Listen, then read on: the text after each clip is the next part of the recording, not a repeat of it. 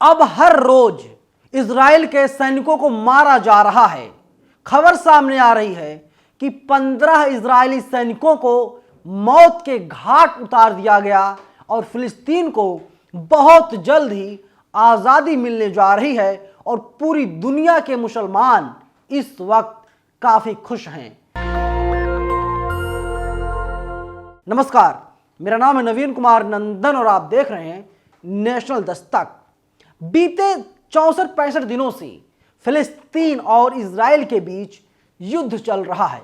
Israel का क्रूर शासक नेतन्याहू लगातार फिलिस्तीन को गीदड़ धमकी दे रहा है, लेकिन फिलिस्तीन अब डरने वाला नहीं है।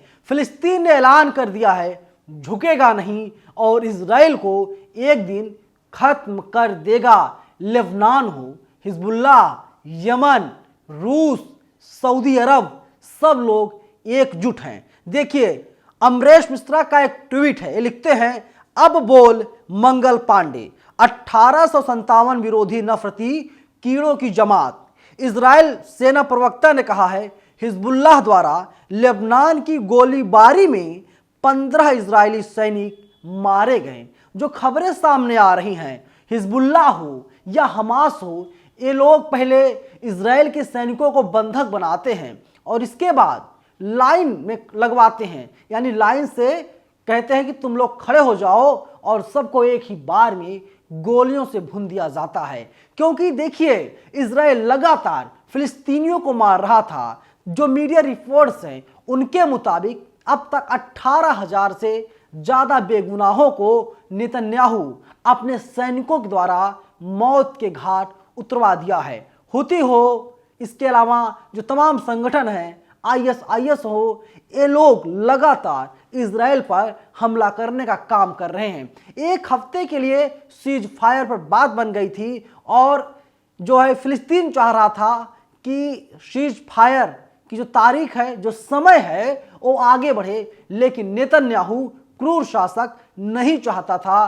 क्यों नहीं चाहता था? इसके पीछे मुख्य वजह यही है क्योंकि नेतन्याहू को पता है अगर इस युद्ध को रोक दिया जाता है तो जाहिर सी बात है नेतन्याहू की गद्दी चली जाएगी और नेतन्याहू अभी भी बेगुनाहों को, बच्चों को, मासूमों को मरवाने का काम कर रहा है। वाजिद खान का एक ट्वीट है, देखिए, कताइब अल कसम मुजाहिदीन ने आज एक इजरायली मारकफा टैंक को नष्ट करने का एक वीडियो जारी किया। मरकाफा टैंक को इजराइल दुनिया का स्टील किला कहता है जो हर तकनीक से लैस है। एक मरकाफा टैंक कीमत $3.5 मिलियन यानी करीब 1 अरब पाकिस्तानी रुपए है। गाजा मुजाहिदीन इस टैंक को नष्ट करने के लिए जिस मिसाइल का इस्तेमाल करता है उसका नाम यासीन 105 है, जिसकी कीमत $500 है। गाजा में 35 दिनों तक चले जमीनी युद्ध में अब तक 400 से ज़्यादा इजरायली टैंक नष्ट हो चुके हैं, यानी करीब $1 अरब के टैंक नष्ट हो चुके हैं। गाजा युद्ध पर इजराइल को रोज़ाना $400 मिलियन से ज़्यादा खर्च करना पड़ता है, यानी इजराइल अब कंगाल होने की स्थिति पर आ गया है। वहीं सदब आफरीन का ट्वीट है, ये लिखते हैं, इससे ज़्यादा भयावह दृश्य और क्या होगा।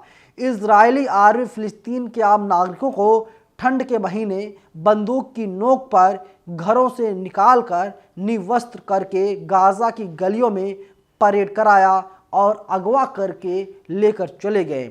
अब युद्ध नहीं, सीधे सीधे नरसंहार हो रहा है। और इसी बीच बड़ी खबर सामने आ रही है, ये जो जारा है, जिसके कपड़े आप लोग पहनते हैं या जो तमाम कथित तौर पर अमीर हैं वे लोग पहनते हैं, अब उसका बाइकॉट किया जा रहा है। सदब आफरीन लिखती हैं, how shameless one can we, boycott Zara, boycott Zara, boycott Zara.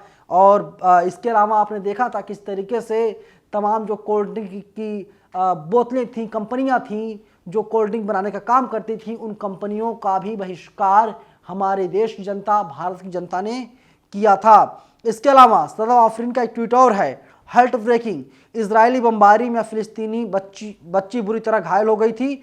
बच्ची का पूरा आंत पेट से बाहर आ गया था। बहुत ही दर्दनाक है यह। डॉक्टर ने बच्ची को बचाने की बहुत कोशिश की पर बच्ची नहीं बच पाई। मासूम बच्ची है जिसकी उम्र 4 से 5 साल है। उसका क्या गुनाह है? उसको नेतन्याहू क्यों मरवा रहा है? इतना क्रूर शासक और कोई हो सकता है? कैसे कोई हो सकता है? सवाल ये भी है, बताइए आप, जो बच्चे अभी तक जन्म नहीं लिए उनको मरवा रहा है ये नेतन्याहू। प्रेग्नेंट जो माएँ हैं उनको मरवाने का काम कर रहा है। बिजली पानी को बंद करवा दिया है नेतन्याहू। ऐसा लगता है कि ये गजा पर कब्जा कर लेगा, लेकिन ये असंभव नहीं, नामुमकिन है और ये कभी नहीं होगा। फिलिस्तीन के पास खुद का हथियार, जहाज, टैंक, बम, गोला बारूद नहीं है, लेकिन फिर भी निहत्था फिलिस्तीन। ये जो लड़ाई है, युद्ध है, इसमें फिलिस्तीन जीत दर्ज करने जा रहा है, क्योंकि फिलिस्तीन के साथ दुनिया के तमाम दिग्गज देश साथ हैं, जिसमें ईरान भी शामिल है।